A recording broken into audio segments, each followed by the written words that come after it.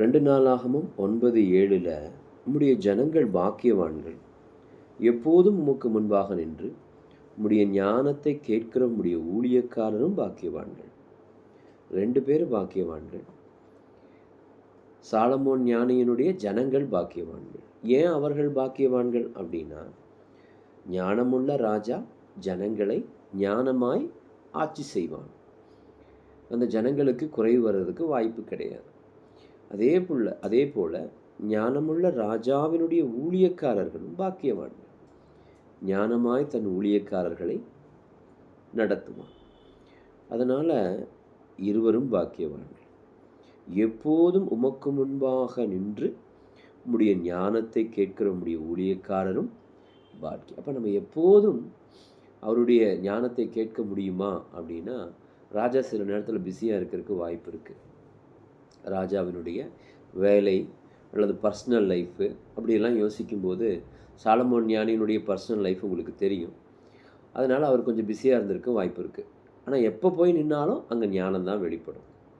அதே வாய்ப்பை தேவன் நமக்கும் கொடுத்திருக்கிறார். எப்போதும் அவரிடத்திலிருந்து கற்றுக்கொள்ளலாம். அதுக்கு தான் வேதத்தை கொடுத்துட்டார். எப்போ வேதத்தை எடுத்தாலும், பேதையை ஞானியாக்குகிற இந்த வேதத்தை எடுத்தாலும் அது நம்மை ஞானியாக்கிவிடும். வேற எந்த வார்த்தையும் நம்மை ஞானியாக்க முடியாது. ஒருவேளை உலக ஞானத்தை கொடுக்கலாம், ஆனால் இந்த வசனம் கர்த்தரால் எழுதப்பட்ட வார்த்தை பொய்யா போகாது. இந்த வேதத்தை எடுத்த ஒவ்வொருவரும் நிச்சயமாய் ஞானியாய் மாறிவிடுவார்கள். ஏன்னா கர்த்தருடைய ஞானம் அது, ஏன்னா கர்த்தருடைய வார்த்தை அது. சரிங்களா? இப்போ இன்றைக்கு நாம் எதை தியானிக்கலாம் அல்லது அவரிடத்திலிருந்து என்னத்தை கற்றுக்கொள்ளலாம் அப்படின்னா, மீகா 5ஆம் அதிகாரம் 4ஆம் வசனத்தில் என்ன சொல்லப்பட்டிருக்கிறது சாராம்சம் அப்படின்னா, tap screen 2 on screen recording. என்ன சொல்லப்பட்டிருக்கிறது அப்படின்னா, அவர் மேய்ப்பார், அவர்கள் நிலைத்திருப்பார்கள், அவர் மகிமைப்படுவார். இந்த சாராம்சத்தை நான் சொல்கிறேன், வசனத்தை படிக்கிறேன், ஆனால் அதில் சாராம்சத்தில் என்ன இருக்குது? அவர் மேய்ப்பார், அவர்கள் நிலைத்திருப்பார்கள், அவர் மகிமைப்படுவார். அப்போ யார் மேய்ப்பார்? என் கர்த்தராகிய இயேசு கிறிஸ்து மேய்ப்பார். யார் நிலைத்திருப்பார்கள்? அவருடைய ஜனங்கள் நிலைத்திருப்பார்கள். யார் மகிமைப்படுவார்? அவர் மகிமைப்படுவார். இதுதான் மீகா தீர்க்கதரிசியின் மூலமாக தன் ஜனங்களுக்கு அவர் கொடுத்த வாக்குத்தத்தம். அதுதான். அப்போ இந்த வாக்குத்தத்தத்தை ஏன் கொடுத்தாரு அப்படின்னு ஒரு கேள்வி வருது. அவர் அந்த வாக்குத்தத்தத்தை கொடுத்ததற்கான காரணம் என்ன இல்லையா? அவர் மேய்க்க வந்ததுக்கு காரணம் என்னவா இருக்கும் அப்படின்னு யோசிச்சு பார்த்தா, நல்ல மேய்ப்பர்கள் இல்லை அப்படின்னு தெரியுது. நல்ல மேய்ப்பர்கள் இல்லாததுனால மக்களுடைய வாழ்க்கையில மக்கள் நிலைத்திருக்க முடியவில்லை. அதனால் கர்த்தரும் மகிமைப்பட முடியவில்லை. அதனால தான் இந்த வசனம் சொல்லுது, அவர் நின்று கொண்டு கர்த்தருடைய பலத்தோடும் தம்முடைய தேவனாகிய கர்த்தருடைய நாமத்தில் மகத்துவத்தோடும் மேய்ப்பார். யார் நின்று கொண்டு? அதான் இயேசு கிறிஸ்து. இயேசு கிறிஸ்து நின்று கொண்டு மேய்ப்பார். ஆகையால் அவர்கள் நிலைத்திருப்பார்கள்.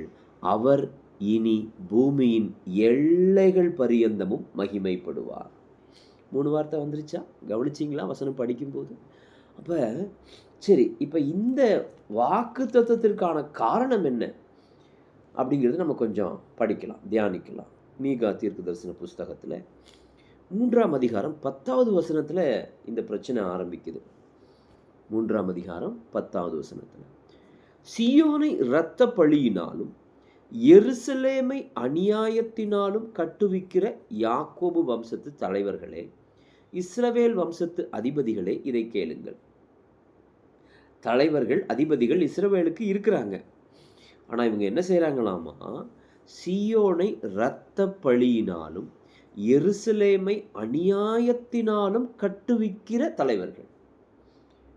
அது எப்படி அநியாயத்தினால கட்ட முடியுமா? அதை எப்படி இரத்த பழியினால கட்ட முடியுமா அப்படின்னா, அவர்களுடைய ஆட்சி அப்படி இருந்திருக்கு. அவர்கள் இந்த ஜனங்களை அப்படி நடத்தி இருக்கிறார்கள். எப்படி நடத்தி இருக்கிறார்கள்? 11வது வசனம். அதன் தலைவர்கள் பரிதானத்தினால் நியாயம் தீர்க்கிறார்கள். பரிதானம்னா லஞ்சம் வாங்குறது. இப்போ பரிதானத்தினால நியாயம் தீர்க்கிற ஒரு தலைவன் ஒரு இடத்துல இருந்தால் மக்கள் எப்படி வாழ்வாங்க? அதானே, காசு கொடுத்தா போதும், அவன் இருக்கிறத எடுத்து பிடுங்கிடு.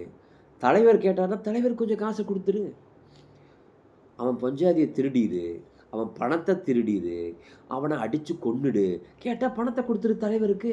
அப்போ அநியாயம் தீர்க்கிற, அதாவது பரிதானத்திற்கு நியாயம் தீர்க்கிற தலைவன் இருக்கும்போது அங்கே அநியாயம் பெருகி இருக்கிறது. இது முதல்ல. அடுத்தது, அதன் ஆசாரியர்கள் கூலிக்கு உபதேசிக்கிறார்கள். முதல்ல தலைவர்கள் எதுக்கு நியாயம் தீர்த்தார்கள்? பரிதானத்திற்கு. அடுத்தது ஆசாரிகள். ஆசாரிகள் எப்படி பேசுகிறாங்க, உபதேசிக்கிறாங்கன்னா காசுக்கு உபதேசிக்கிறாங்க. அப்போ எப்படி உபதேசிப்பாங்க? யார் காசு கொடுக்குறாங்களோ அந்த ஜனத்துக்கு ஏற்ற மாதிரி பேசுறது, அல்லது எங்கே பேசுனா காசு நல்லா வரும், யார் காசு நிறையா கொடுப்பாங்களோ அங்கே அவங்களுக்கு தகுந்த மாதிரி பேசுறது. அப்போ ரெண்டாவது, ஆசாரியர்களுடைய உபதேசம் இந்த மக்களை என்ன செஞ்சிருக்கும்? தங்கள் அக்கிரமத்திலே நிலைத்திருக்க வைத்திருக்கும். முதல்ல இந்த தலைவர்களுடைய நியாயம் தீர்க்கிறது எப்படி இருந்துச்சு? பரிதானத்துக்கு நியாயம் தீர்க்கிறார்கள். இப்போ இவங்க போய் உபதேசிக்கிறாங்க. இவங்க என்னத்தை தான் உபதேசிப்பாங்க?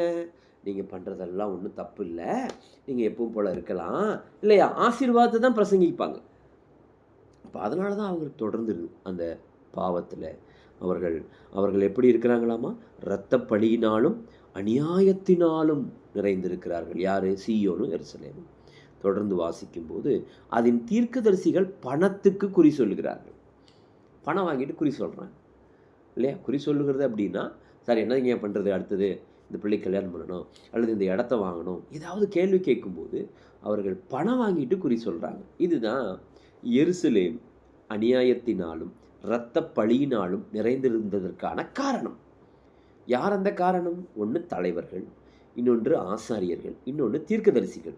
இந்த 3 பேருமே எருசலேமை, சீயோனை அநியாயத்தினால் நிரப்பி இருந்தார்கள்.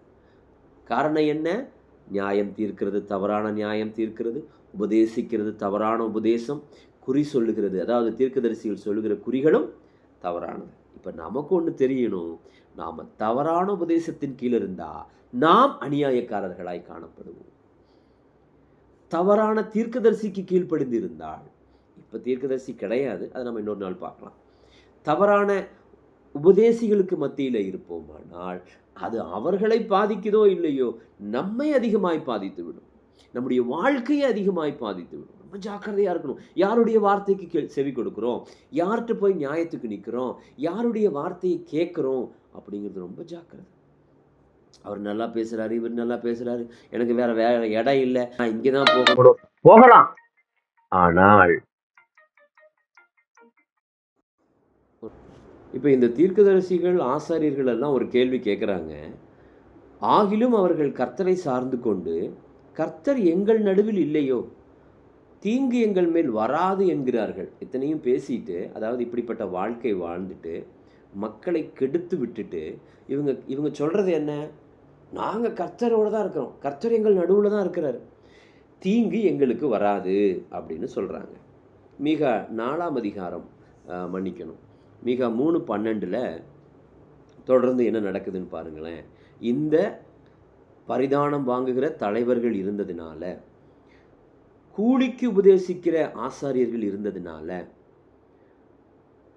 குறிக்கு தீர்க்க தரிசனம் சொல்லுகிற தீர்க்கதரிசிகள் இருந்ததுனால எருசலேமும் சீயோனும் என்ன ஆகுது அப்படின்னு 12ஆம் வசனத்தில் பார்க்கலாம்.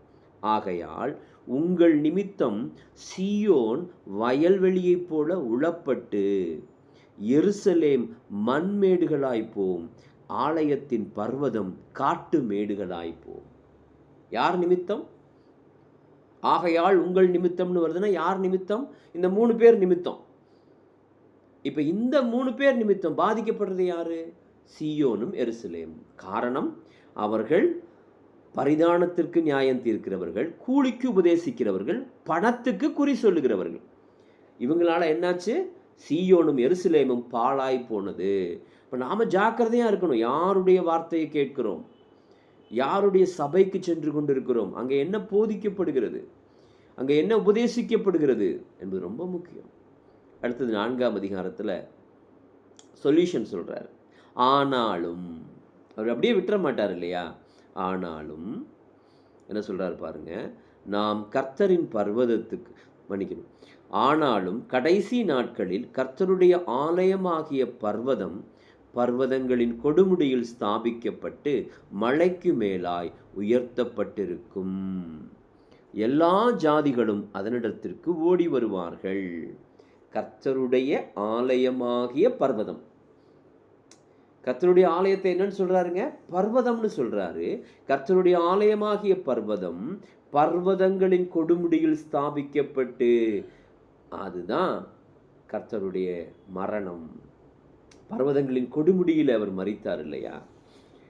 2வது வசனம், திரளான ஜாதிகள் புறப்பட்டு வந்து நாம் கர்த்தரின் பர்வதத்துக்கும் யாக்கோபின் தேவனுடைய ஆலயத்துக்கும் போவோம் வாருங்கள்.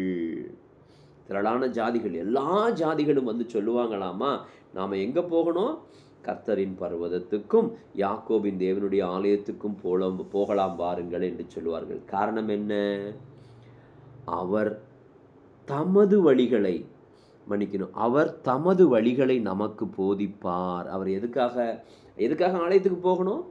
அவர் போதிக்கிறார். எதை போதிக்கிறாரு? அவருடைய வழிகளை நமக்கு போதிப்பார்.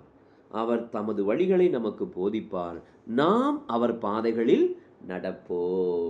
சபைக்கு எதுக்கு போகணும்? அவர் போதிக்கிறார், அவருடைய வழியை நமக்கு போதிப்பார், அந்த பாதையிலே நாம் நடக்கணும் என்பார்கள். ஏனெனில் சீயோனிலிருந்து வேதமும் எருசலேமிலிருந்து கர்த்தரின் வசனமும் வெளிப்படும். சபைக்கு செல்லுகிற காரியத்தில் நாம் ரொம்ப ஜாக்கிரதையாக இருக்கணும். கர்த்தருடைய வசனம் போதிக்கப்படுகிற இடம் பரிதானத்திற்காக போதிக்கப்படுகிறதா இல்லாமல், பரிதானத்திற்காக நியாயம் தீர்க்கிற தலைவர்கள் இல்லாமல் இருப்பதா இருக்க வேண்டும். அது மாத்திரமல்ல, கூலிக்கு உபதேசிக்கிற மக்களிடத்தில் நம்ம போயிடக்கூடாது. தொடர்ந்து நம்ம படிக்கும்போது 5வது வசனத்தில் மிக 4:5 சகல ஜனங்களும் தங்கள் தங்கள் தேவனுடைய நாமத்தை பற்றி கொண்டு நடப்பார்கள், நாங்களும் எங்கள் தேவனாகிய கர்த்தருடைய நாமத்தை பற்றி கொண்டு என்றென்றைக்கும் உள்ள சதா காலங்களிலும் நடப்போம். பாருங்களேன், என்ன ஒரு அற்புதமான வாழ்க்கை மாற்றம் வருகிறது. எதனால்?